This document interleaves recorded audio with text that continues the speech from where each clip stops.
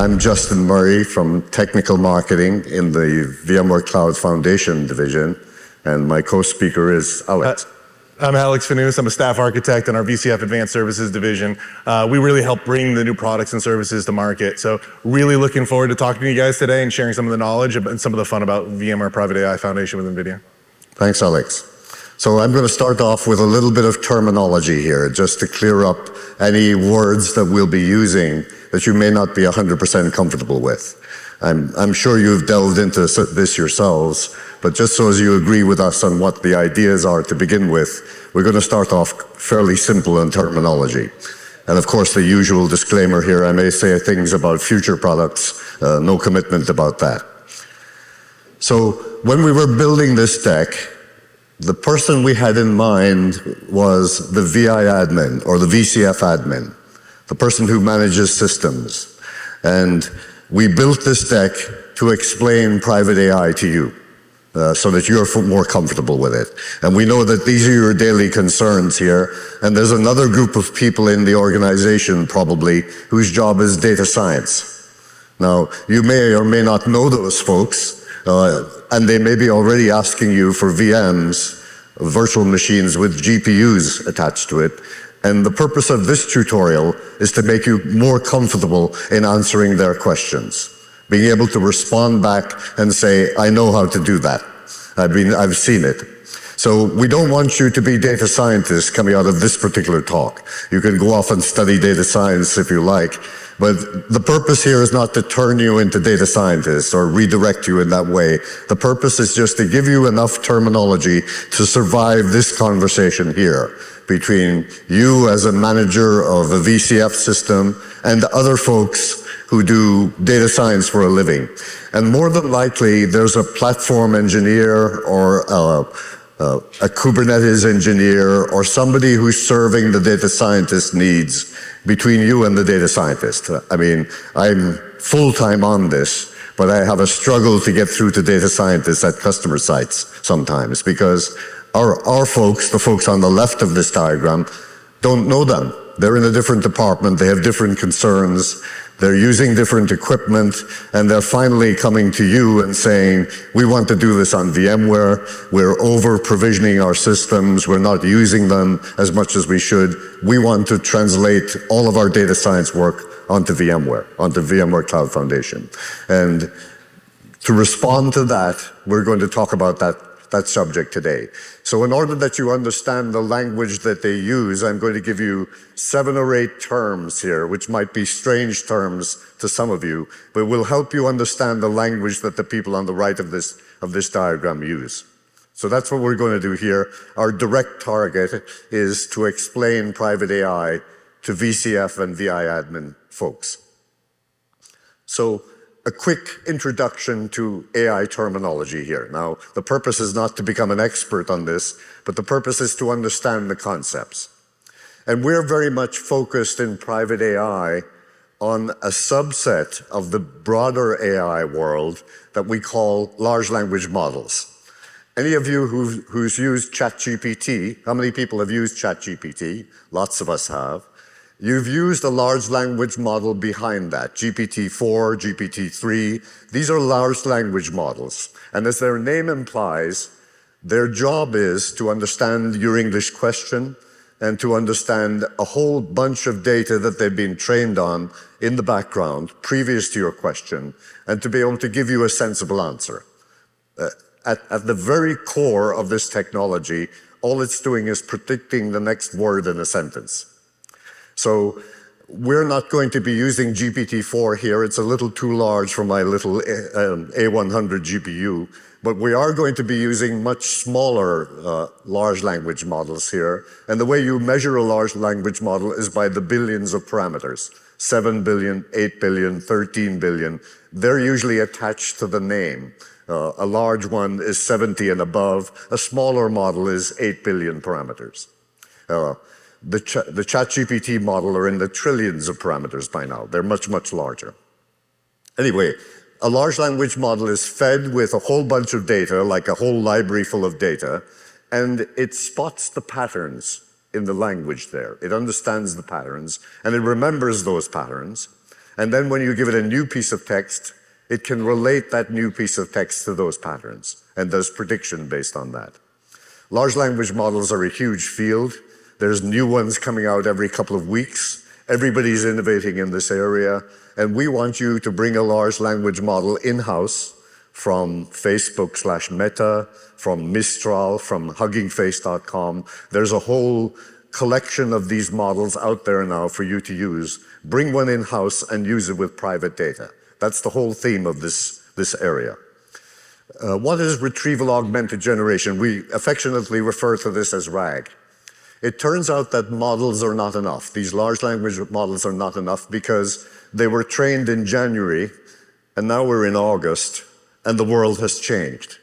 New data has appeared, new versions of VMware software, for example. So if I ask ChatGPT that was trained 4 months ago about vSphere 9, likely we'll get the answer, I don't know anything about it.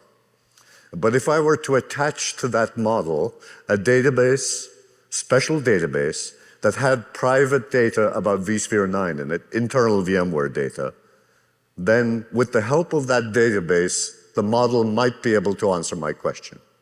And that combination of a large language model and some form of data store like a vector database or some other database, working together to deal with private data, where the private data is in that database, we call that a retrieval augmented generation. So it's a design that improves the accuracy and reliability of large language models. Large language models can tell you lies. They can make something up. And we don't want them to do that. That term is called hallucination. I remember hallucination from the 60s, but this is a different kind. It's effectively the model telling you lies. So the combination then of a database plus a large language model is going to be a core theme of what we offer in private AI. And it might not be one database, it might be many. It might not be one model, it might be many. So vector databases and large language models are a unique combination. The word vector essentially means a row of numbers.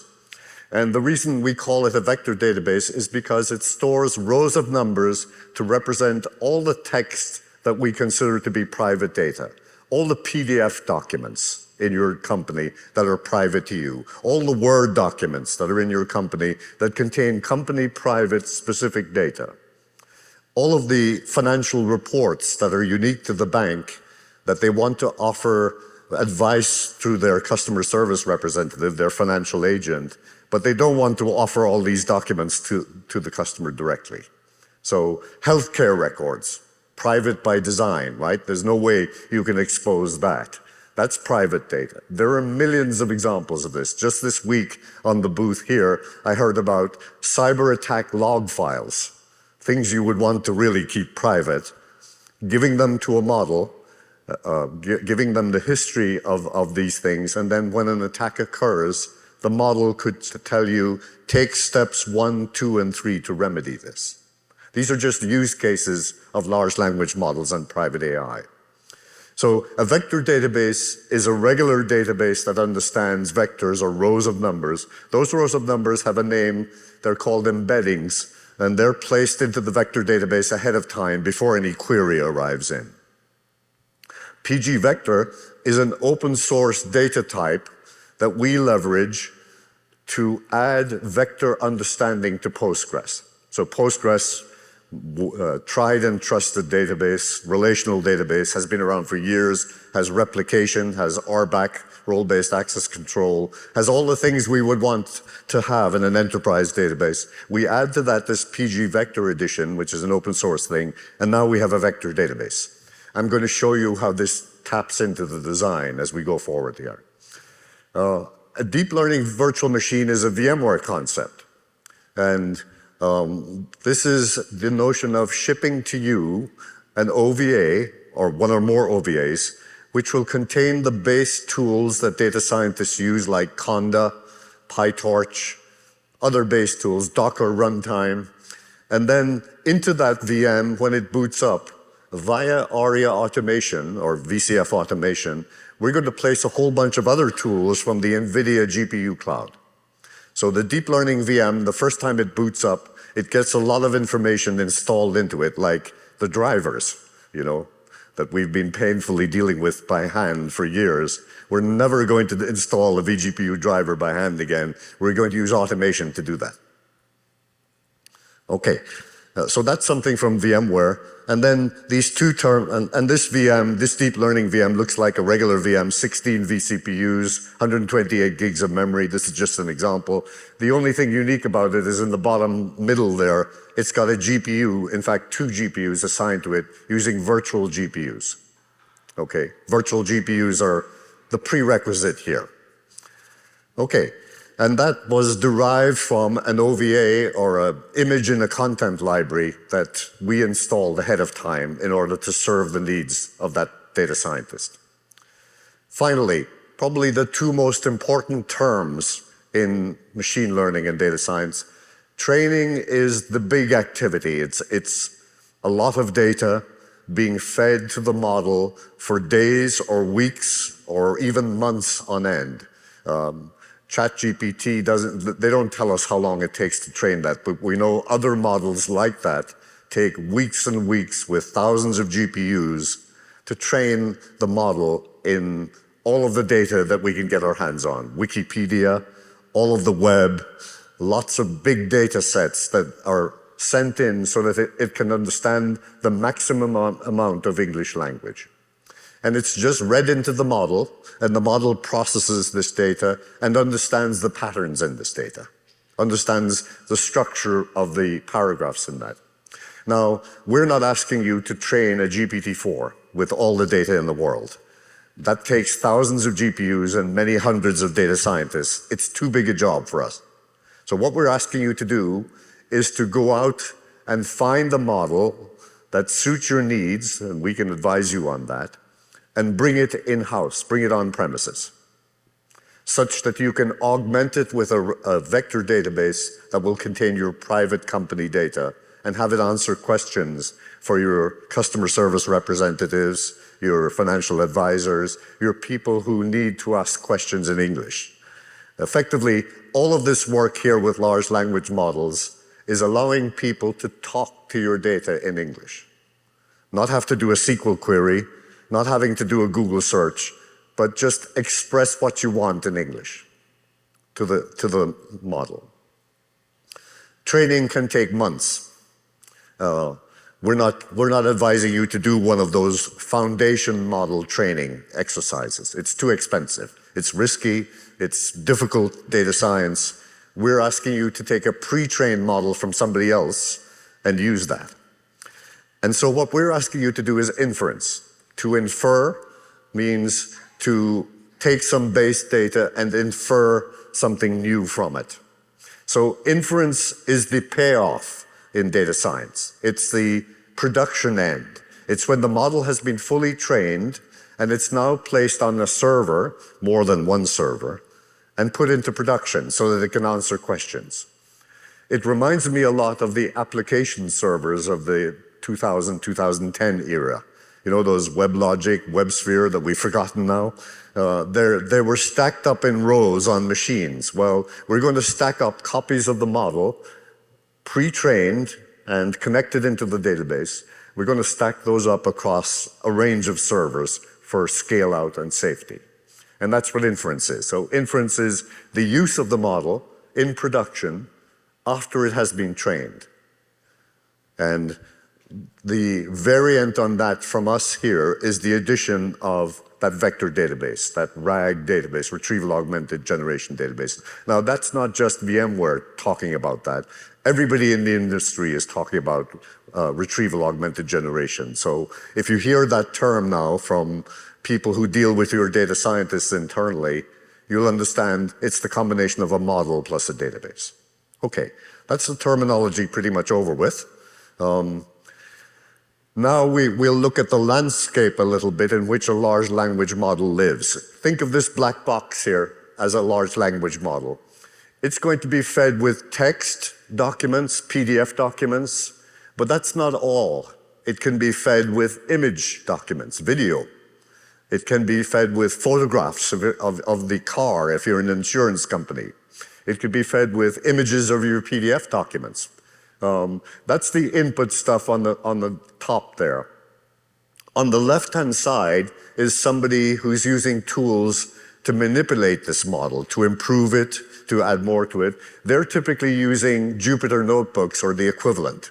Jupyter notebooks are the de facto desktop on a data scientist workstation. And they're using frameworks like TensorFlow, PyTorch. TensorFlow comes from Google. PyTorch comes from another of the big hyperscalers. Those are the developer tools that data scientists use. And as we heard, vector database is another addition here on the bottom left-hand side. The users on the right-hand side, the example application we use to show you how to test the model is just a chatbot. It's just like ChatGPT, but it's a private ChatGPT. It's dealing with private data in-house. It's not going out to the outside world. And by the way, all of what I'm describing here can be used in a disconnected, air-gapped environment. All of the containers can be downloaded into a private repository. The model can be downloaded into a private repository. We don't have to be connected to the internet when we do this. And a lot of people are sensitive about that. The interesting point here, though, is other LLMs on the bottom right. It's not just one large language model in many designs. In the very simple example that I'll show you in my demo, there are actually two models operating together. One is dealing with the vector database, and the other is dealing with the user's queries. And actually, in a production system, there would be two more. There would be a re-ranking model, and there would be a data curation model for ingesting the data into the vector database. So these large language models are going to become scary. They're going to start talking to each other. Yeah, I can imagine a future where one large language model is generating code, generating Power CLI code, and another large language model is checking the output of that first one to say, how good is that?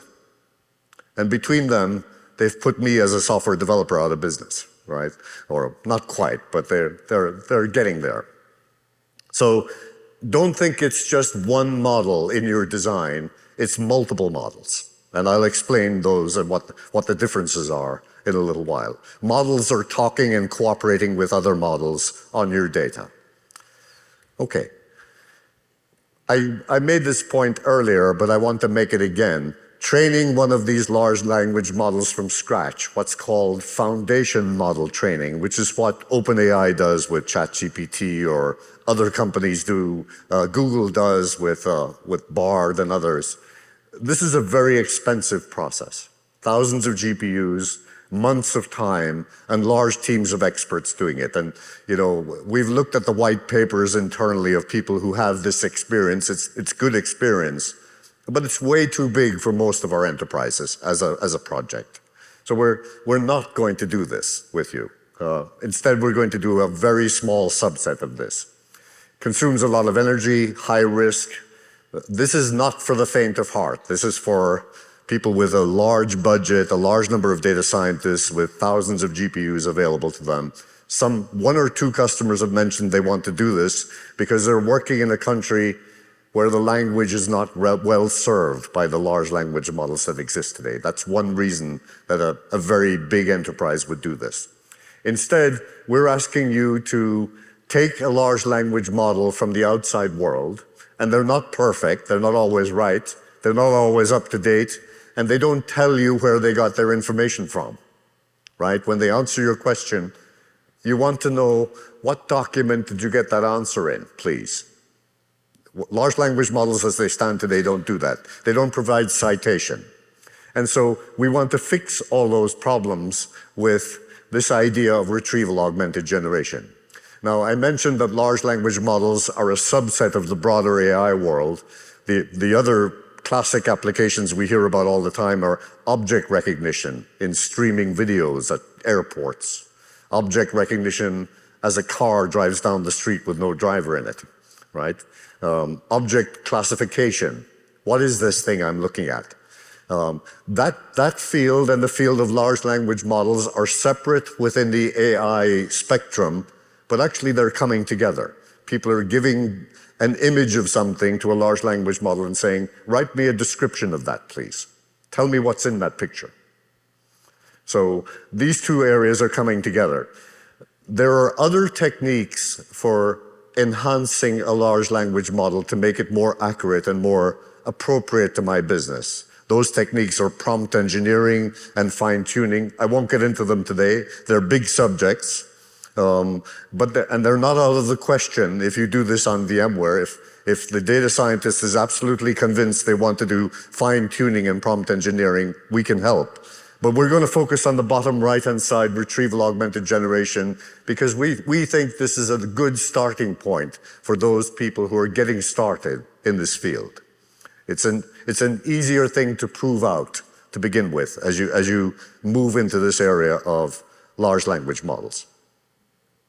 So by combining the vector database together with the large language model, we hope to solve the problems of inaccuracy, being able to update the database on a nightly basis, on an hourly basis with contemporary business data. And we also want to be able to cite the document. So I found the answer to your question in KB article 1234 that was loaded into my vector database, for example. Or the reason I'm recommending you purchase stock is because this analyst report gave a very good recommendation on that.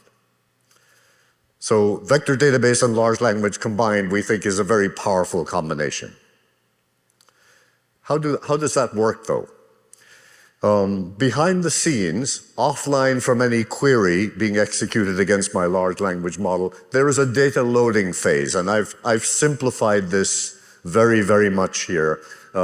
My colleague Frank Denneman is at the back of the room here. He did a wonderful talk on the deep dive into RAG, a deep dive into the process I'm going to show you on Monday. Please look that up as a call to action after this talk and listen to that very excellent description of, if you've not been to it already. This is a simplification now of that talk, just for familiarizing us with RAG. So we've loaded up our private company data into this database overnight. We've taken all the KB articles that refer to NVIDIA GPUs and loaded them into the vector database. The loading process in itself is a multi-step thing. It involves data cleansing, data tokenization, a whole bunch of things that you'll find in Frank's talk from the show here. But once that's done, we have a client application here, which is a chatbot. And it's allowed a user to ask a question, which we're going to call a prompt. That prompt needs translation into the numeric form that I talked about, the embeddings, before it can be issued to the vector database. Everything in the vector database is in numeric or embeddings format. That's what the data loading did. So we translate my question into embeddings or numeric format, and then we issue it to the vector database. And vector database does a similarity search. This guy, Justin, is asking about NVIDIA GPUs. Do you have any records that contain NVIDIA and GPUs together? As a very simple explanation, a very simple query. The vector database says, yes, here are the KBs that are written about that subject. They're also in an embedding format. They need conversion back to English. So it sends it back to the client application, and the client application sends those documents in embeddings form over to the large language model and says, summarize this, please. Give me a 2-sentence explanation of these 50 KBs that mention NVIDIA and GPUs. And so the large language model is processing the output from the vector database and feeding it back to the application, and you get your answer. So as I said, I simplified a lot here. There are a lot of more processes under the covers here, but this is the basics of RAG. This is the basic idea. And so now I'm going to pass to my colleague Alex to talk about VMware Private AI Foundation. Thank you. So this is a slide that we announced last summer about the solution partnering with NVIDIA. At the base, we're building off a bunch of hardware partners that should be familiar to you. And it's based off of really 2 technologies, VMware VCF and NVIDIA and their AI enterprise stack. So the blue layer is what we're talking about today, and we're going to go into more depth in all these areas, the deep learning VM, PG Vector that we just heard about, and a little bit more, and get into some of that automation that you're going to see. We're going to throw some demos at you as well. and there's some GPU monitoring. The green layer, we're not going to go into depth on this today, but these are really some great capabilities that we pair with in order to extend the solution. So the first one, NIM, is NVIDIA Inference Microservices, and that's them packaging things up for us to easily consume and then start running on this. A good way of taking this is like, there's a bunch of stuff you could build on your own using software development kits. They pull it all together and make it easy for you to consume. And we start going down these. The operators, think of operators as helpers. They're going to make sure that we install these things, they can run it, and then help you get through this and kind of go through. At the top of this, we're letting you really work with any kind of infrastructure, the different kind of models you want to pull on, and let you do everything. Some of those you want to get from NVIDIA because they're going to be prepackaged, processed in a way to be more efficient, but you could go out to Hugging Face or one of the other sites out there, download it, and run it on this solution. So we want to take a second and explain why VCF and why we think this is a good platform to run these AI apps. If we take a day in the life of a data scientist, there's going to be some tasks that they're going to be working through. They're going to go out there, they're going to choose a model. Now, in the early days, they have full reign, do whatever model they want. They're going to pull it down. They're going to do some kind of setup, some configuration. They're going to work through this and get it working in their environment. Then they're going to do something, some kind of app. In this scenario, we're talking about a RAG. I personally think RAGs are going to be a good basis for a lot of different AI applications and different tie-ins to apps.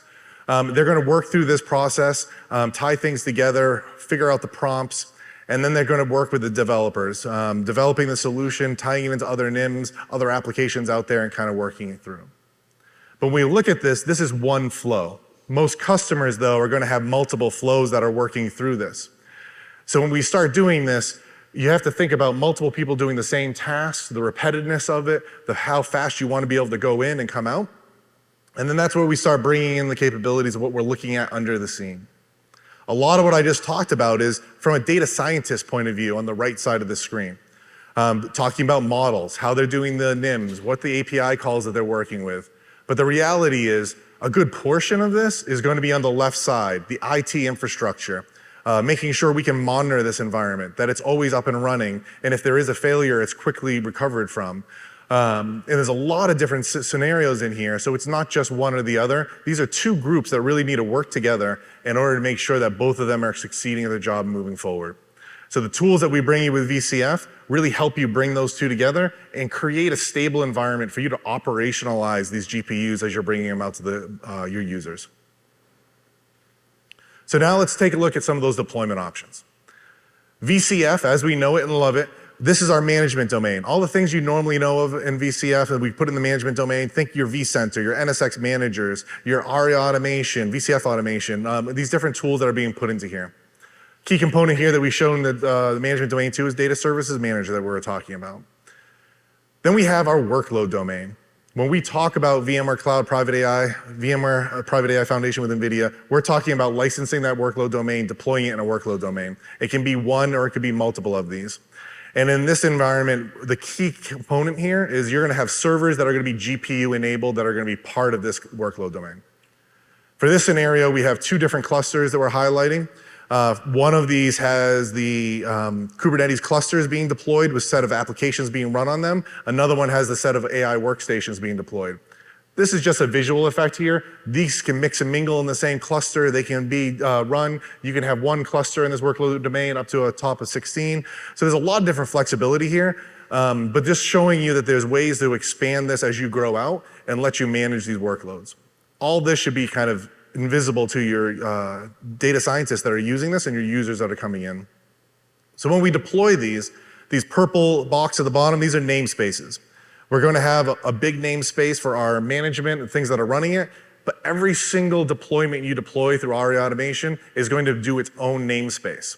This helps us kind of group things together. It automatically will tie in with NSX and create some groups, so you can do firewall rules if you want to. It'll by default put in allow, so that way you can make sure you have connectivity in and out of this. And we have our data services VMs, a data service manager. These we're showing on the same cluster right now. I would argue you'd probably want your data services, your databases running in a different cluster just because they're not consuming resources for your GPUs. But you have the flexibility to do what you want. If this is a remote site, you might only have one cluster. Everything's running together. But if you're in a big database, a big production data center, you're going to want to split these out and not necessarily have them in the same cluster. And then we have our more functional pods that we're putting in here. So Harbor is one that we're going to talk about a few times. First one here is it's key in our air gap solution. So you have an environment that doesn't have internet access. A lot of government agencies, a lot of foreign countries, they don't want data leaving their data centers. So Harbor will allow us to have all the packages, images in there. They've been pre-scanned, and then you can pull them. Instead of pulling them from the internet, you pull them from there. It'll also be something that we're going to talk about in a little bit about a model repository that's new that we've just announced this week. So these deployment options, the first one we look at is we give you access to this deep learning VM. You know, the way I describe a deep learning VM, it's a VMware opinionated VM that has some performance settings. It automatically looks like the driver that Justin was talking about, installs the correct driver. These are tasks that may seem simple, but we talk to customers on a regular basis where they have issues on this because they don't have the drivers aligning, they don't have the configuration aligning. If you're manually doing it, there's also a bunch of other steps you're gonna have to go out there and do. Manually attach the driver, manually run a set of scripts.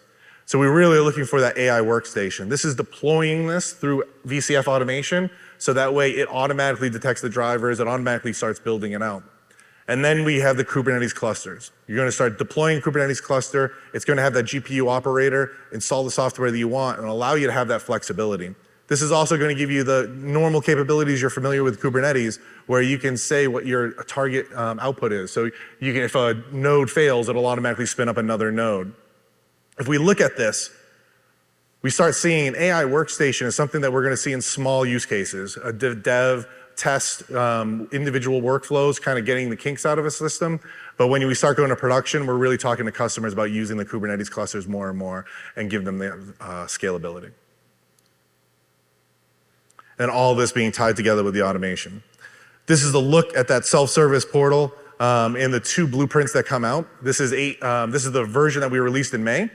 And just to kind of give you a view here, when we come to the version that we just released recently, there's a lot more tiles in here. One of the nice things we did is in the first one, we had two blueprints. Each blueprint can do a lot of different options. We kind of broke out the RAG for the workstation in Kubernetes into its own tile. So that way it asks you specific questions about that RAG workflow that you don't need to go answer in the other one. And it makes both those workflows a little bit streamlined.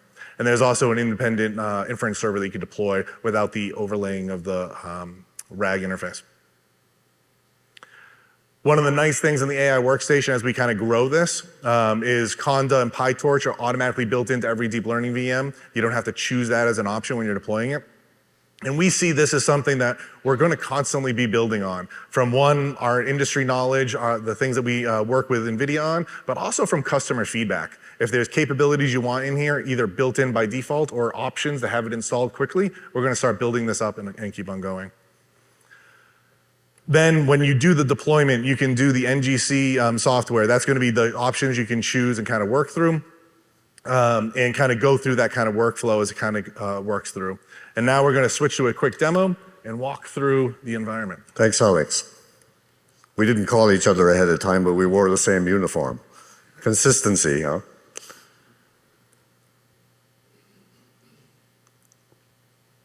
So let's look at a quick demo here. So before I deploy an AI workstation, which you can translate into a deep learning VM fully loaded, I'm going to see what prerequisites we need ahead of time to be able to do that. So we're going into the vSphere client here, and we go to our workload management, our IaaS control plane, we call it now. And we're checking firstly, do we have the supervisor cluster ready? Because we're going to use the supervisor cluster facilities to not just deploy Kubernetes, but to deploy VMs as well. That's called VM service, and we're going to look into that. So that's the one prerequisite. And when we click down here into VM service and go manage, we see all of the VM classes, the pre-built, if you like, shapes that will be applied to the deep learning VM when it's brought up. And I'm going to give it this GPU A100 2 full here, which I'm going to look at now and examine. That's one of a set of options I can choose. I could choose 50% of a GPU in a VM class. A VM class is really the mechanism by which I decide what shape and size and what GPU power do I want to give to this new VM that I'm constructing. So if we look inside this GPU A102 full here, you can see, if I go to the PCI devices, at the bottom there, number of vGPUs, 2. And this is in time-sharing mode. It could be in MIG mode if I was just talking about one GPU here. If I'm going to allocate more than one, I'm going to put them into time-slicing mode. These are all choices we've made in the past in vCenter, in the vSphere UI or client. Here, we're building those choices into a VM class. Somebody who understands the available vGPU profiles is building a VM class here to make it available to the construction people, the consumption people. So that's one prerequisite. I've got my supervisor, and I've got a VM, at least one VM class, probably more than one. The second thing is I mentioned that deep learning VM being distributed via content library. If I go into this area within the content library, I can see my deep learning VM here. It was downloaded ahead of time. My OVA template for the deep learning VM, I should say. And this is going to be used as the building block for these AI workstations now. So we're going to go into VCF automation here and look to see where is that used. So firstly, we'll go into the private AI quick start here and start it. And this is a prerequisite to deploying one or more VMs as AI workstations here. So I'm telling it which VC am I connecting it to, and I'm asked for various keys. This is just asked of me once. I'm going to explain what these keys are later on, but the first one is basically a configuration token that allows me to use an NVIDIA license in my VM. That's a prerequisite. I need to have that ahead of time, and therefore I need to have purchased the NVIDIA AI Enterprise Suite that you saw on the green layer of Alex's diagram. I need to have that license purchased ahead of time. I'm also going to use a licensing portal API key. That's to get the vGPU driver if it's needed inside the deep learning VM, and it will be. So these keys are set up in the automation, and I choose now that VM class, GPU A102 full. I'm going to add that in to my collection that's going to be used when I come to automate all this. Okay, so I run the quick start, and the quick start prepares the template that's going to be used in ARIA automation or VCF automation to generate these new things.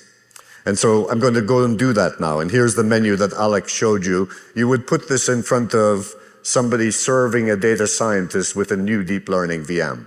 Now, why would a data scientist choose to use a deep learning VM? Well, they want to put that deep learning VM into a safe place where they can download a model that they want to test from Hugging Face. That's the global repository of models nowadays. Download this new model, check that its security is correct, that it's been CVE checked, that it's not got malware in it, before it's given to the rest of the community to make use of it. So it's kind of a DMZ, security checking, correction checking, accuracy checking, bias checking place. This deep learning VM you can think of as an isolated environment. And then using technology, which we'll show you later, called model repository, model store, uploading that tested model into a public place for people to use within my company. Okay, so we're going to choose an AI workstation here. And first of all, there is some scripting in VCF automation that's supplied by the private AI behind the scenes, and that scripting is actually quite extensive. It's got all of the details of the model in it. This is the deep dive part of our workshop today, by the way. It describes what drivers are needed, what model is needed, and it writes a lot of that into a cloud init file in my deep learning VM as the VM comes up. So All of that's going to be executed at the first boot time. You can see here it's getting various files from the NGC, that's the NVIDIA GPU Cloud. That's their repository of containers, like data science containers, like inference servers, retrieval services. All of those are going to be loaded without anybody asking questions of you by the automation technology here. So you can see the extent of this. There's a lot of scripting going on here. We won't delve into detail. We'll just go ahead and deploy an AI workstation here. So we give it a name, give some comments, and here's our crucial decision now. How much GPU power do I have? That was determined by the VM class that I allocated earlier. So you might have a collection of VM classes to choose from here. I have just one. And the second question, after I've filled in a password here, the second important question is what package of containers, what bundle of containers from NVIDIA's GPU cloud does this data scientist want to use?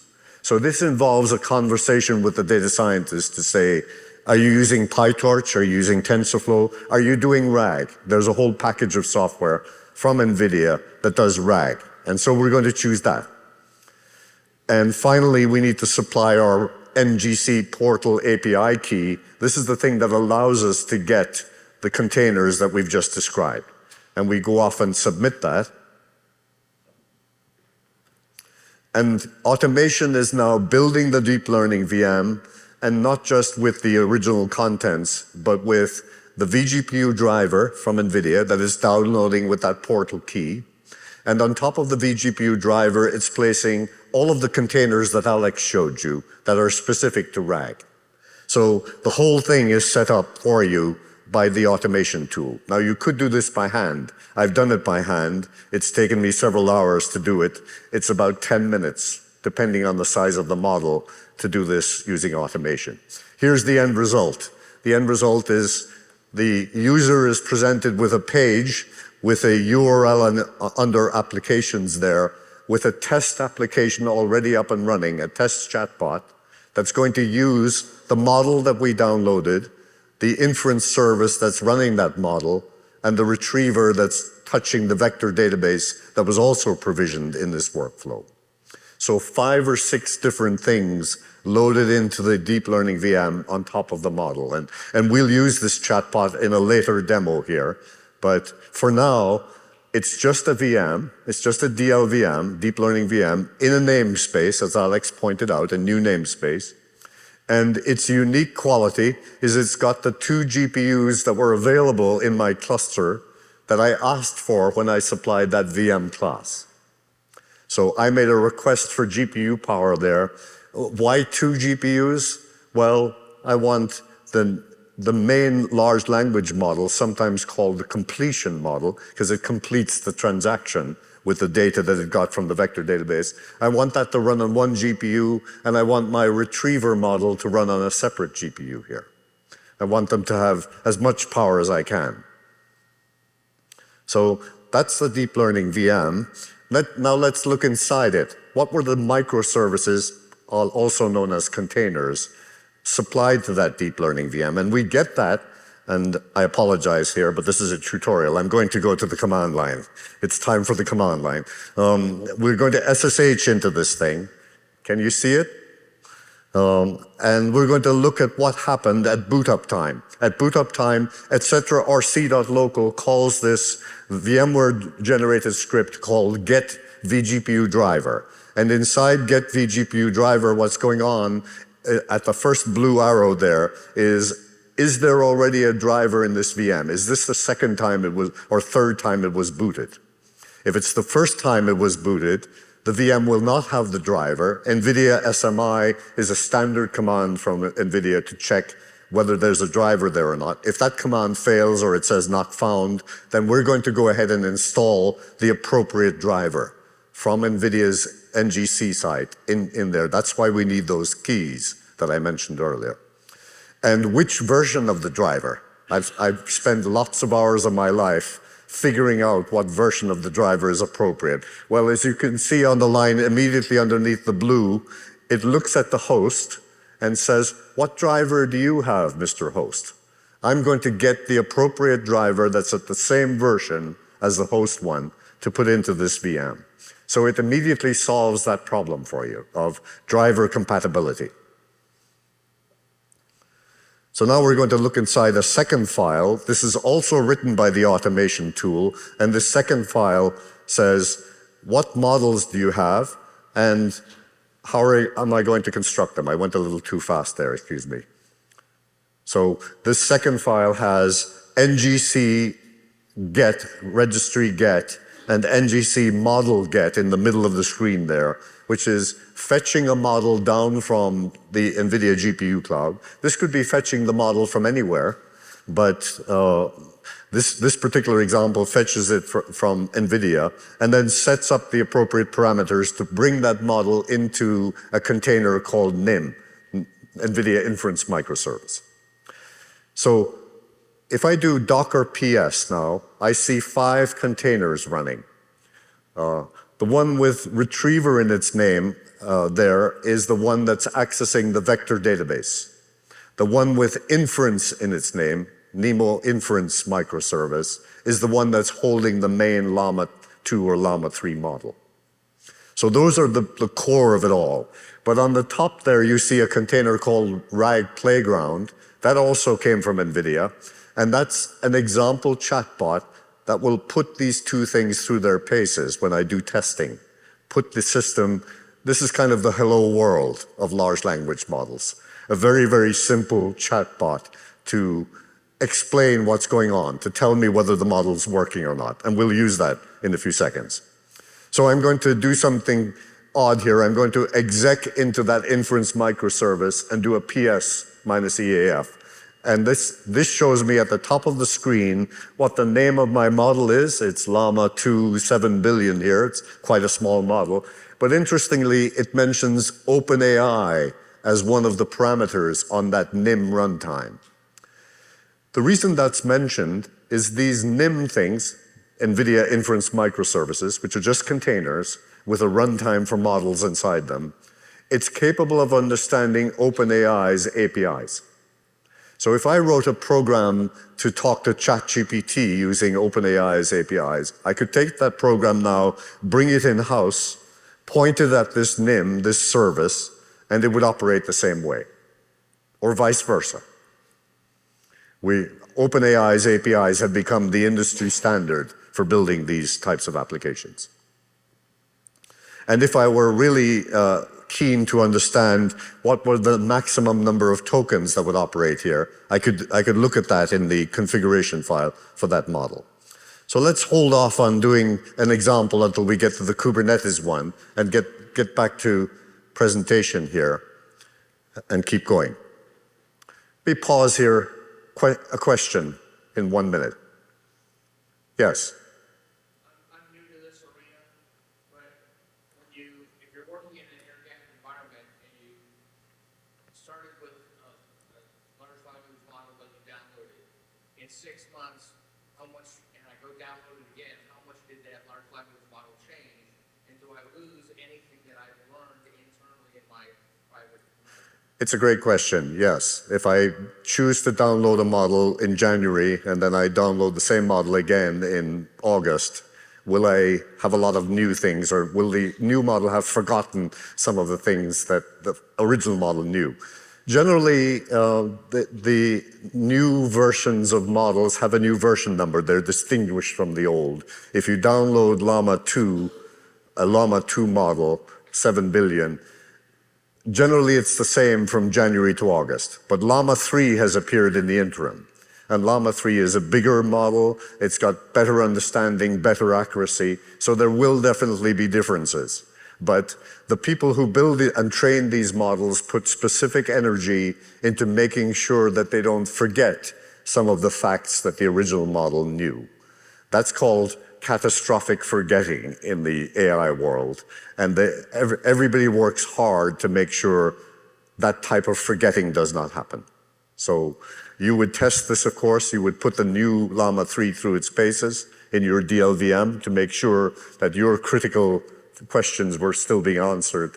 But essentially, there's a lot of work done to make sure it doesn't happen. That's a great question, thank you. That's not a beginner question, by the way. That's an advanced one. Okay, so let's keep moving. We looked at these scripts just now. This was the check on NVIDIA SMI. This tells us whether there's a driver. This says execute this DL app file, which is constructed by the automation, and the contents of that DL app file determine what model you have. These things here, model team name, LLM name, are all features that are relevant to the NVIDIA NGC. You can browse around if you have the appropriate access in the NGC, and they belong to a private registry there that you get access to as a result of having an NVIDIA AI Enterprise license. So today, there is a separate registry, separate from the mainstream, in which this model that I chose here is contained. And NVIDIA tunes these models for performance. So you want a specific model sometimes. Okay, so that's the code we just looked at. The crux of the matter is the last line here. Docker compose -f, the YAML file, brings up the containers that I just showed you, the 5 containers, starts them up in the deep learning VM for you automatically. And that's all controlled by these scripts inside automation here. That script on the right-hand side is exactly what was written into the deep learning VM to be started at boot up time. Now there's a wide choice of models, even on NVIDIA. There's an even wider choice on Hugging Face and Mixtral and other places. So we're going to leave it to the data scientist to choose the right model. They will be doing testing. They will make sure that the model is accurate, unbiased, and performant. That's their job. Our job is to make sure they get the model they want when they come to identify it. So they'll be combing through these repositories. This is an example from NVIDIA. NGC stands for NVIDIA GPU Cloud. And there are dozens, if not hundreds, of models here to choose from. But NVIDIA gives you specific advice. And that advice is contained at what I call their support matrix site here.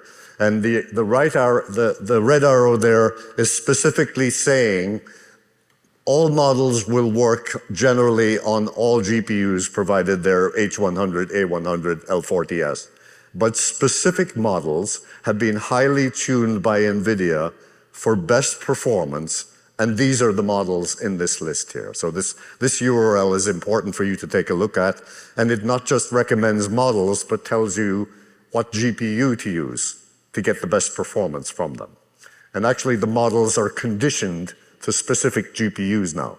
So you can get a Llama 3 model that is conditioned and highly tuned for your specific GPU or a pair of GPUs. And all of this is documented at their site, just so as you're aware of it. So deploying an AI Kubernetes cluster. Now this is a bigger job than just a single VM. This will be multiple VMs. As you know, in VMware, a VM is a Kubernetes node on which pods can run. So these pods are running in different nodes on a Kubernetes cluster, and those pods are going to have containers running within them. A pod is really a wrapping around one or more containers. And we saw earlier when we looked at the global architecture diagram that there are Kubernetes operators contained in there. The GPU operator is very attractive to me. It takes care of the virtual GPU drivers for me in a Kubernetes. So now we're in a different world to the deep learning VM. Now NVIDIA's operators are taking care of the GPU drivers. Similarly, for the network operator takes care of network drivers, and the RAG LLM operator, which is going to be renamed to a NIM operator, takes care of the 2 containers at the bottom, their life cycle. Are they alive and well? Are they running? Are they healthy?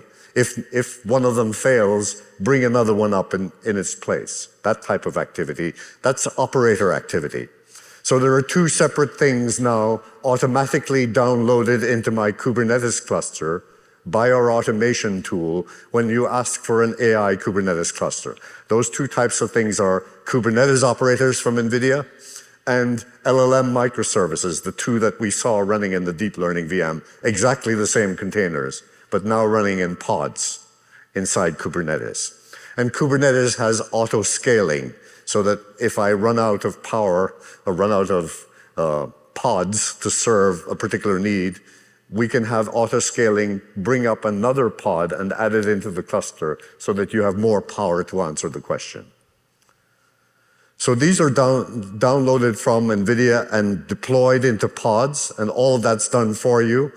And not only that, but our automation now is integrated with Data Services Manager, which is an appliance in itself, such that we can provision the PostgreSQL for you, Postgres database, and we can add the PG vector data type into it to make it ready for vector database work.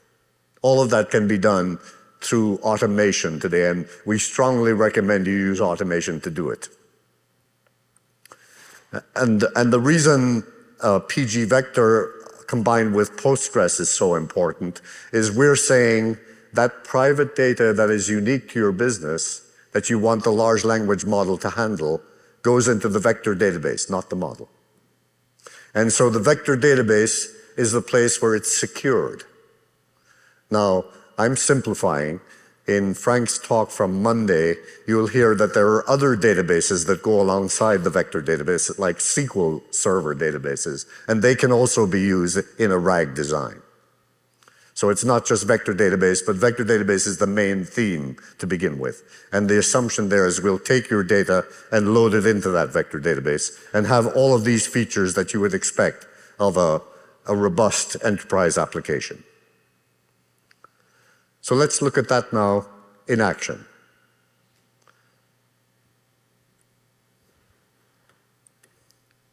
I'm going to swap over to my, well, we left off here at use an example RAG application. Let's see what that RAG application actually looks like. Here's the NVIDIA example RAG application. Now, a word of caution about this. This is just an example. It's not a production application. It's like Hello World, for those of you who programmed in C. It's the is this thing working example application. There are serious RAG applications that you can get hold of, but this is just a test. So I give it a question here. What is the process for configuring the custom authentication settings in blah, blah, blah? And I say to it, can you answer that question? And it says, I apologize. I don't know anything about that product.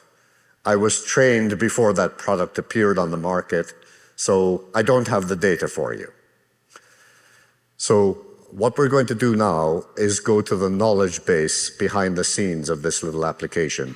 And in that knowledge base, I have previously uploaded data that is relevant to that product that was asked about. I've uploaded industry-specific data, company-specific data.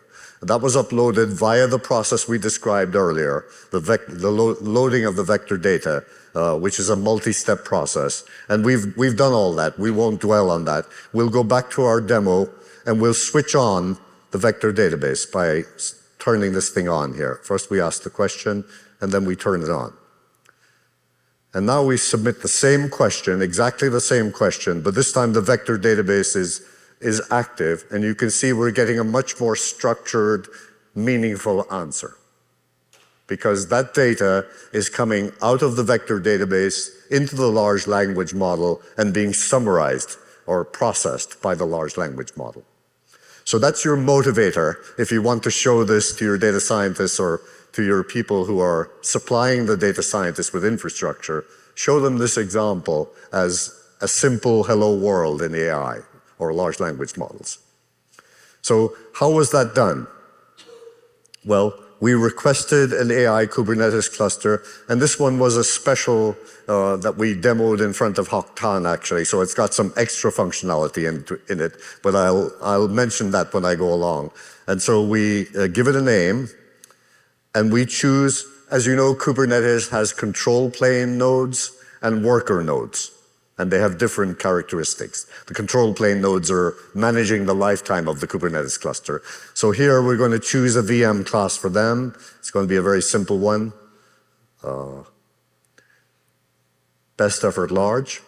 And now we're choosing a VM class for our worker nodes, and this is where the GPU will live.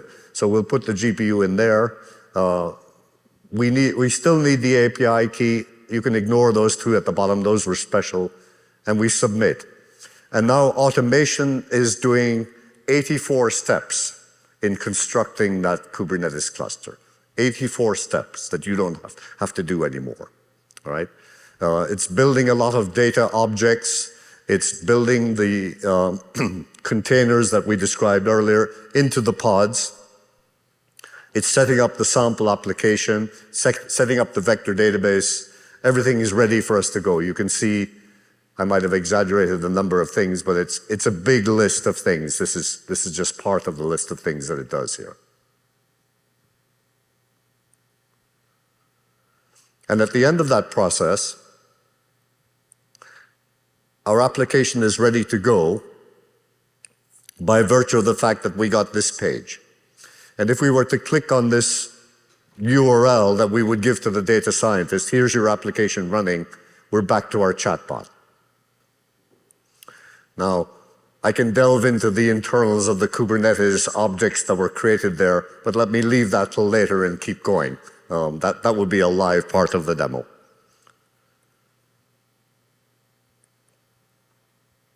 Okay, so we've deployed a deep learning VM. We would do that for testing a new model, for example, that's just been downloaded.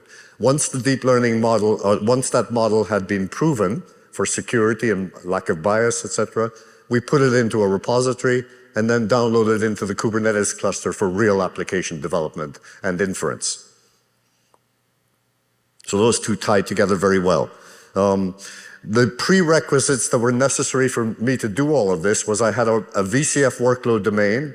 I had switched on the IaaS control plane, the workload control plane, we used to call this, the Kubernetes supervisor, and I'd run the quick start. You saw me running the quick start inside automation, and I needed 3 different keys to complete that process. The client configuration token, which gives me my licensing, the NVIDIA licensing portal API key, which gives me my vGPU driver, and finally, an NGC GPU cloud API key that gets me logged into the NGC to get the various containers. So when you look at NVIDIA licensing, there are 2 or 3 different places you can go. If you're in an air-gapped environment, if you're not connected to the internet, you can't get out to NVIDIA's licensing portal, then you would load your licenses into a VM that's running locally. And that VM is running NVIDIA software called Delegated License Server.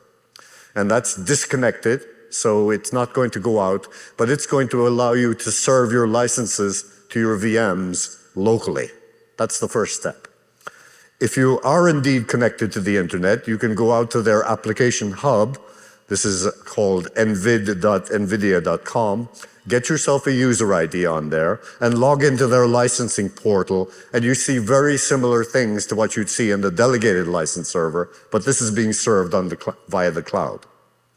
So when I generated an API key for the licensing portal, you can see on the left navigation there, I used that API key generation function to get that key. So having access to this is vital to get started. Finally, we can create API keys for that licensing portal here. We can take you through this process offline a little bit. It intimidates some people getting all these keys, but it's really fairly simple. And I'll pass now back to Alex to talk about GPU monitoring. So when we start operationalizing GPUs, a big thing is being able to monitor them, see where they're being used and seeing how much utilization is going on. So this is one of the key things that we keep on asking for. Customers keep on asking for. So here we have 2 dashboards we've added. This is an area we're definitely going to be growing on in the next couple of releases. And you can see the screen up here of the dashboards that we're looking at. When we click on one of these, you see in the middle there, the topology. That kind of shows us how the connections are. From a troubleshooting perspective, somebody's saying they're having an issue with a deep learning VM, you can click on that deep learning VM and then start branching off into what that's running off of. The physical servers, the physical GPU, and the connections that are there. And here is a view of all the clusters, their utilization, kind of give you an idea where you're looking at, what's going on. These are key things to making sure you're getting the most out of the environment. What we're hearing from customers right now is that they have GPUs, but they're not really utilizing them heavily. So what we're trying to do here is give you that visibility, and then with the tools we have to break up that GPU and share that GPU across multiple workloads, let you get more out of your more out of those GPUs and get more efficiency out of it. And then walking down this tree, we can go down and to see a specific host, what that's looking like in the GPU temperature that's going through. Capabilities that just help you make sure you understand your environment, understand what's happening in your environment, and allow you to navigate that and be proactive about it. So switching gears here to the model repository, we alluded to this earlier, and Harbor is a tool that's been around for a while. We use it when we're doing air-gapped. A new capability that's being introduced now is a model storage. So what this allows you to do is bring all the models you're using into one central repository that's local to your data center, local to your users. One of the capabilities here is, one, not having to download a model that can be fairly large over and over and over again.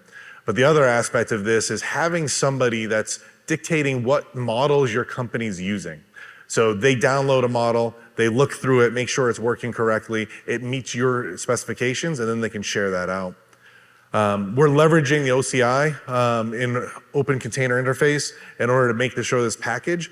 One of the big things here is we're making this open so that way it's easy to tie into other solutions in the future, tie into other capabilities there, and we're seeing that in other markets, including in, NVIDIA. And then enable to share these models kind of across different projects. So in this environment on the left side, you have image of somebody pulling down a model. Now we have NGC here, but it could easily be Hugging Face or another place where you're getting a model. And then that person's, generally speaking, we expect them to do something with that model. Test it, verify it, verify the answers are meeting the requirements, that there's nothing malicious about it. And then when they're happy with it, they're gonna take that and then use a CLI that we have to push that model into Harbor. Once that's into Harbor, then all the users can then look at that, run a similar command and pull down that model. And what we're looking at there and we're kind of going through is now they're pulling it down from a VM that's in the same cluster or maybe the next cluster over. So it's going to be a very fast pull down, and we know that it's been approved. This is also going to be big when we start talking about the air-gapped environments where you have to have something local holding those models versus somebody else kind of sneaker jumping everything over with a USB stick. Then they'll pull that down and start consuming it. Harbor has the capability of breaking things up into multiple projects. So this is nice from a security standpoint of kind of breaking something off that you don't want other people to see. But it also just makes it easier for people to work through, know those different iterations that are out there, and then pull them down. So you can have a project set up for a specific internal, software development project that's very focused on that. You could have something that's just, hey, anybody can use these, and here's the top, 5 or 6 models that we share for everybody.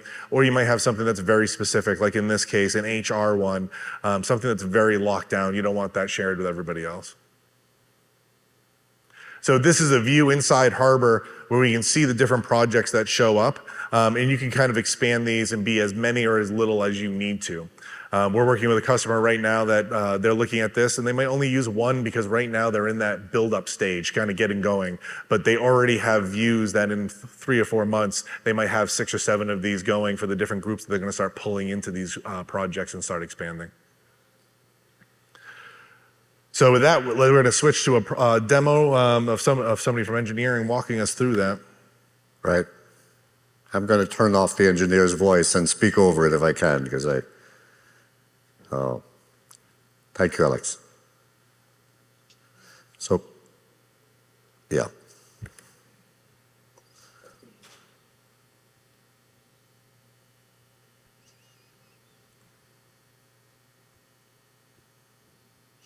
Okay. A quick demo of the paid CLI that we're going to ship for 5.2.1.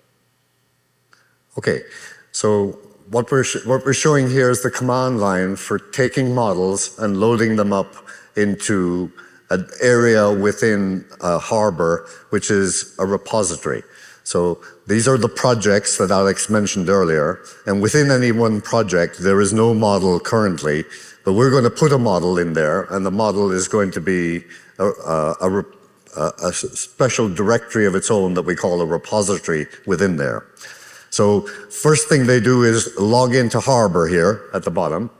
And once inside Harbor, this user is going to use a CLI, command line interface, that is shipped with the deep learning VM, actually. If you've got a deep learning VM, you could use this to access the Harbor repository. And they're going to push 2 models up into this Harbor repository. These are models that they've downloaded from somewhere. They've tested them carefully. And now they're going to push them up into Harbor such that other users, like Kubernetes users, can get hold of them. So the first line here is PAIH, Private AI Hub. We're going to rename this command to PAI Service, so don't be surprised if you see a CLI from us that is PAI Service in the future. So what he's doing here is there's a set of files on the disk. Now you're looking at a real model. That set of files there that's resulting from that ls command is a model.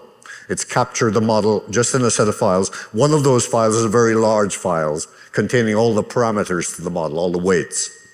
And what he's doing now is pushing that up into the Harbor repository and giving it a name, a model name, and it pushes all of the model up there. So if your model is 12 gigabytes, it's going to take a few minutes to load it up there. And you can put a tag on new versions of the model. So he's touching a file here, and that creates a new file in the model. And then he's uploading the second version into the repository such that he now has 2 versions up there of the same model, one with a slight change to it. So you can see one has a tag v2, the original has no tag on it. And now when it comes to downloading these models, I can do a Docker pull on them or a PAIS pull on the model to bring it down into a separate work environment in which I want to work. And here you see the result of that. Okay?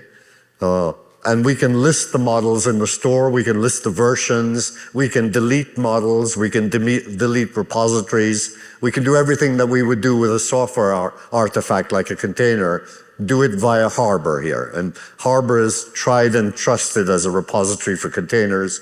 We suggest Harbor is the place that you will put your models as well, as you can see them here. Okay? So I'll stop this now. And we'll go back. Questions? Questions in the meantime?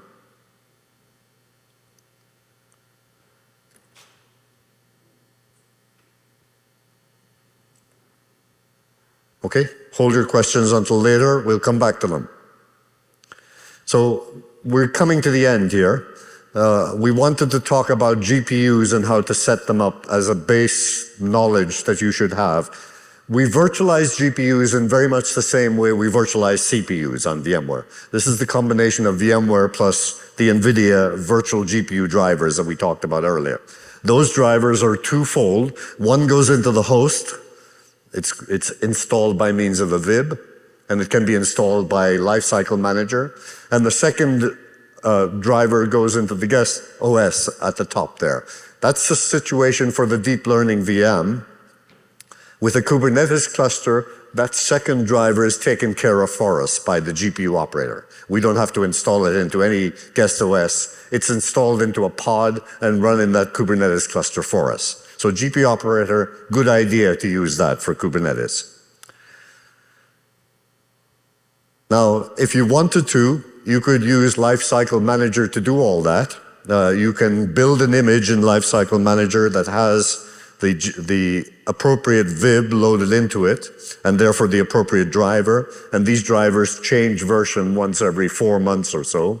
And we're currently at release 550.xx. 3 months from now, we'll be at another release. So you have to carefully control what versions you're using there.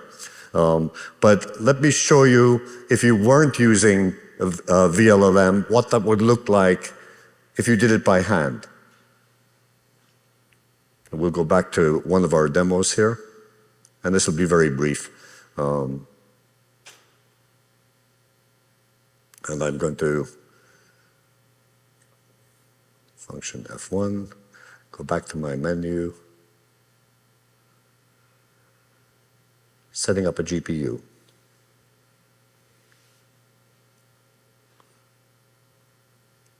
Okay. There's the architecture I just showed you.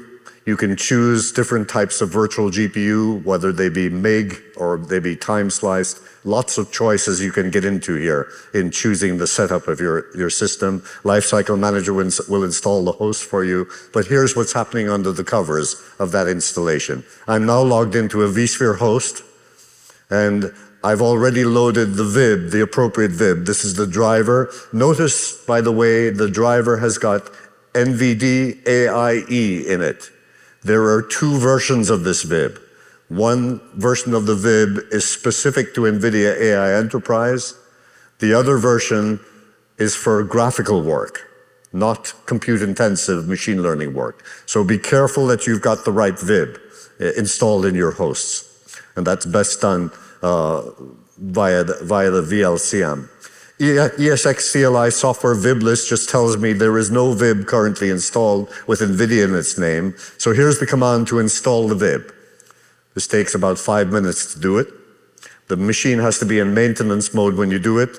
And NVIDIA SMI is the command that you can use either at the host level or inside a VM to tell you that your drivers are working correctly. So here I see my two GPUs on my host. They both have MIG mode. That's the fourth line from the top right-hand side. MIG mode is disabled. If I wanted to enable MIG mode, by default MIG is switched off. If I wanted to enable it, I would say NVIDIA SMI minus I0, that's the 0th GPU, the first one, switch MIG on. MIG is the capability to do complete isolation between one VM and another as they share a GPU. That's essentially what that's doing. Whereas time slicing, the default, doesn't provide you with that same hardware isolation within the GPU. So a lot of people like MIG for that reason. One more step, we need to go to our graphics and make sure that we've set the graphics settings to be shared direct and spread the VMs across the cluster. These are the basics. You will do that and you get your host ready to go. That's the VIB installation process. Now, doing that across 50 machines, you obviously want to automate. Okay. All right, last section here. So we saw these VM classes earlier. We said these were a prerequisite to set them up in the IaaS control plane, in the workload control plane, in the Kubernetes supervisor cluster. And there would be a variety of these if we had different combinations of GPUs. That VM class is really a front end to a virtual GPU profile. Those of you who have set up GPUs in the vSphere client have chosen one of a set of pre-made virtual GPU profiles. This one gives all 80 gigs of the A100 to this VM. An A100 at the high end has 80 gigs of memory on it, frame buffer memory, and the C at the end indicates it's a compute profile. What the VM class is a wrapper around this to make it more friendly for the user to choose at installation time. Okay, a little bit more detail. There are alternatives you can use here when you set up your GPUs. We strongly recommend you use NVIDIA Virtual GPU as the mechanism for accessing your VM. You could go direct path IO, you lose vMotion, you lose DRS. Not a good place to go other than for emergency reasons, all right? So vGPU is our standard. vGPU gives you the capability to share one physical GPU across two VMs. So we see large language models actually getting smaller in some cases, getting very directed to a particular usage, financial services, healthcare, insurance. And as they become more specialized, they may not need to be that big anymore. So my A100 40 gig is full up with a 7 billion model at the moment. There are various techniques for bringing that model size down. And when those model sizes do come down, we'll be able to fit possibly 2 models onto the same GPU, thereby getting better utilization of that GPU. And NVIDIA is helping us here because they're quantizing the model. Quantizing the model means taking it from floating point 16 to 8-bit or even 4-bit word sizes. And that immediately takes down the footprint of the model.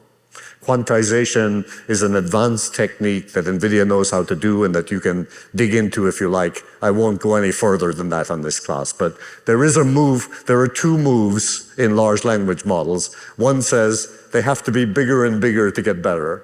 And the other move says, no, they're getting smaller and smaller because we're specializing them. And the smaller suits the virtual GPU world very much in sharing a physical GPU. Some of these GPUs now, the high-end H100 has 140 gigabytes of memory on it. So I could put 4 of my 12 billion models on there if I was really pushing it. Okay, different modes of using the GPU, time slicing, no isolation between the VMs, MIG mode, strict isolation between the VMs that are sharing a particular GPU. And these are all the GPU classes, virtual GPU profiles. Some of these have 4 components in them. A100 420C is a MIG profile. A100 3C is a time slice profile. As you get to the high end, as you're purchasing new equipment in a hardware refresh, if you get the opportunity to have NVLink to connect 2 GPUs together, this is the little 3 items of hardware on top of these 2 A100s here. This allows 2 GPUs to behave as one. VMware understands this setup. If you ask for this pair of GPUs among a whole set of servers, which may not all have them, if you say, I specifically want 2 GPUs with NVLink, VMware will provision your VM onto the right hardware, onto the right host for that. We can recognize NVLink in the hardware. NVLink is highly recommended by NVIDIA for high performance systems where the model doesn't fit into 1 GPU, for example. And there is an additional feature of that called NVSwitch, which is the capability to tie all 8 GPUs on a high-end Dell or HPE server, tie them all together via a very fast bus, an internal bus called NVSwitch, which allows you to have 8 GPUs assigned to a VM. Now, I dream at night about the days when I'm going to have 8 GPUs assigned to my VM. I've had it for an hour of my life when the labs guys gave me a loaner of this machine for an hour, and then they took it away cruelly. But someday I'll get one of these back, and I'll be able to carve it up into a 2 GPU set, a 4 GPU set, or allocate all 8 GPUs to 1 VM. That would be a case where I have a very, very large model, and I want all 8 GPUs to act on it at once. So this is the building block for ChatGPT or Gemma from Google. These are the building block machines that they use. You can purchase them from Dell, HPE, and others today, and they have the NVSwitch built into them because this card has been standardized by NVIDIA and given to the OEMs for use there. So that's a high-end NVLink. NVLink ties 2 GPUs together. NVSwitch can tie 8 GPUs together on 1 machine. And VMware recognizes this and says all 8 GPUs or a subset of them can be given. This is a snapshot from our server guide. What kind of servers can I do this on? I say this is a snapshot because it's at least a month old, and I know we added 2 new vendors to this list since I created this slide. So the classic Dell R760, R750A, those machines are already validated by Dell for this. Lenovo, Supermicro, etc. are all on our mutually agreed supported list with NVIDIA. And there is a server guide here written by our friends Chris Gully and Dave Moreira and Susan Yeager that describes all of the servers that are currently recommended. And the strong recommendation that I heard Frank gave on Monday, and I'm giving again, is if you're in the business of using GPUs, Don't try slotting GPUs into your current servers. Buy the servers that are built with the GPUs built in. It's just much easier. I got 2 new L40Ss about 3 months ago. I've been working with our data center for 3 months now, trying to find the right cables to fit them into existing servers. If I had bought the machines with the GPUs in them, I'd have saved myself a lot of trouble there. VMware Compatibility Guide tells you what's supported, and our point here is that we believe VCF is a very, very strong platform for doing all this large language model work on. You know, you'll come up against opposition from your data scientist community saying, this has got to be bare metal, this has got to be bare metal. I haven't delved into it here, we haven't delved into it, but the performance on VMware is within 2% of native, typically, in the tests that we've done. So, within 2% of bare metal, with a huge amount of management automation that you've seen here as an alternative to doing it on bare metal. This is the platform to use. The demo that I showed, many of the sections, is available as a hands-on lab. Alex was running that hands-on lab here this week. We're going to make that available publicly, I think, as well, in a month. You could go to hol.vmware.com and do the types of demos that I did here. It's guided, it's got instructions. Use it with your data science people as a call to action here. And some additional resources. There is a VMware validated solution, very thorough, very technical document that you can get, very intense on setting up workload domains, adding GPUs, all of the subjects that we covered in this tutorial that will guide you. There's a private AI guide. There's a privacy and security best practices written by my colleague Frank at the back. Please check that document out. It's really excellent on how to deal with the security angle to all of this, as well as his talk on the deep dive on RAG. Very, very good technical material that you should look at when you leave here. That's your call to action. And finally, there are some Power CLI scripts to do some of the automation that we showed you here as well. Amazingly, we got to the end on time. It must be the internal GPU that's speeding me up. Questions? We've got 30 seconds for a question, so it better be a GPU-enabled question. Quick clarification. Would you come here, please?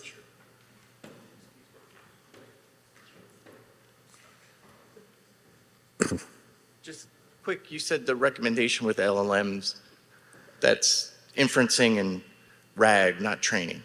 That's right. Yeah. Okay. Right. RAG is essentially an inference use case. Now, there's nothing to stop you, as I mentioned, as a user of these, there's nothing to stop you executing fine-tuning against your large language model as well, which is a form of training. It's a reduced form of training. So that actually will become necessary on the embedding model that's reading data out of the vector database so that it does that in an efficient and correct way. So NVIDIA has told us that they're fine-tuning as a miniature form of training that particular model. But the main theme here is you try to keep the original large language model in inference mode, and the real private data intelligence is coming from the vector database. Yeah, good observation, thank you. Other questions? When do we get out of here is the big question, yes. Thank you for your time today, and thank you for coming on the last day.